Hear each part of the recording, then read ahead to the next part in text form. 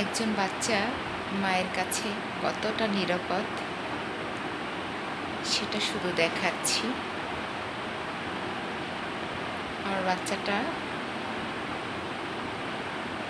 সাইডে শুইতে পছন্দ করে, এ কারণে তাকে অর্ধেকের বেশি জায়গা দিয়ে দেই এবং পাশে এই যে যাতে মশায় কামড় না দেয় দেখাচ্ছি।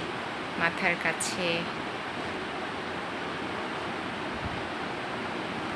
মাথার কাছে হাত পড়ে, এই জন্য কম্বল দিয়ে দিলাম, সাইডে বালিশ দিয়ে দিলাম, এই সাইডে বালিশ দিয়ে দিলাম, তারপর একটা কাঁথা দিয়ে দিলাম যাতে পাটা মশারির উপর না পড়ে। এটা আসলে একজন মাই শুধু ফিল করবে। রাতে যে কতবার উঠে উঠে এসি চললে ঠান্ডা হয়ে যায় কিনা, কম্বল গায়ে দিয়ে দেই, গরম লাগে কিনা, ঘেমে যাচ্ছে কিনা, এটা কেবলমাত্র একজন মায়ের দ্বারাই সম্ভব।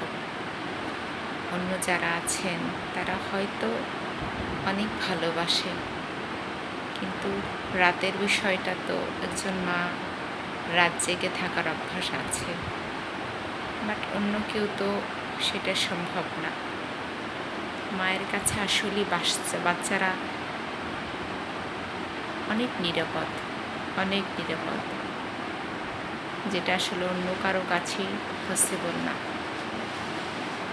সন্তান যত বড়ই হোক না কেন, মায়ের কাছে সবসময় ছোট থাকে,